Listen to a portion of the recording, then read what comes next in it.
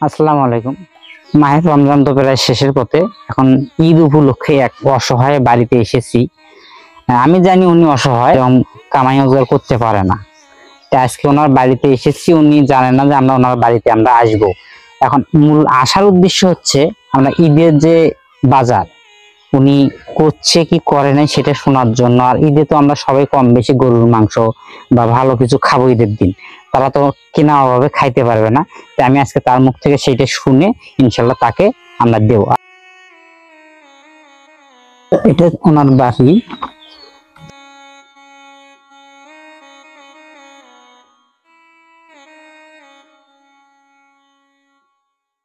আসসালামু আলাইকুম। ভালো আছেন আপনি? কাজ করতেছেন? আসেন একটু আপনার সঙ্গে কথা বলি। বসেন। রোজা আছেন আপনি? রোজা আছেন। চাচা কি করে? ছেলে আছে আপনার? কেউ নাই। মানে ছেলে মেয়ে কেউ নাই, মানে বাচ্চা ছিল মারা গেছে। এটা আপনার বাড়ি? এটা আপনার স্বামীর বাড়ি? আচ্ছা, এই যে রোজা তো প্রায় এখন শেষের দিকে, ঈদের আর 2 দিন আছে।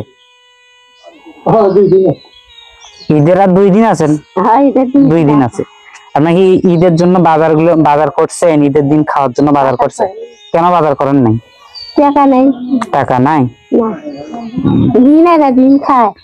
উনি দিন আনে দিন খায়, তাকে দিয়ে আপনার সংসার চলে।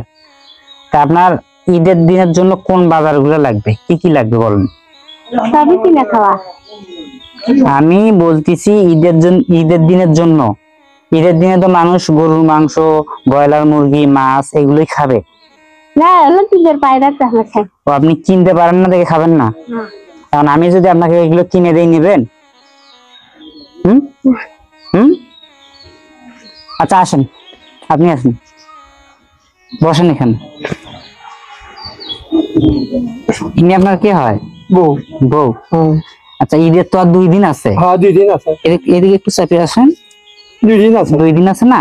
2 দিন আছে। ঈদের দিনের জন্য মানে আমরা যেমন ঈদের দিনে সবাই মোটামুটি ভালো কিছু খাই। আপনার সবাই খায়, আমি কিনে পাই না, খাইনি। আপনি কিনতে পারেন না, খান না? তা আমি যদি আপনাকে কিছু কিনে দিই তা আপনি নেবেন? হ্যাঁ নেবো, নেবো, নেবো। তাহলে আপনি বাড়িতে খুশি করে আমি নেবো। মন খুশি করে নেবেন, এগুলো পেলে আপনার উপকার হবে। তাহলে আমি আপনাকে কিছু কাঁচা বাজার, একটা ব্রয়লার মুরগি এনে দিই। তাহলে তো ঈদের দিন আপনি খাইতে পারবেন। ব্রয়লারটা দিয়ে একটু একসঙ্গে হলো ভালো খাইতে পারবেন, যেহেতু আপনারা 2 জন মানুষ। ঠিক আছে, আপনি বাড়িতে থাকেন, আমি দেখি ব্যবস্থা করি।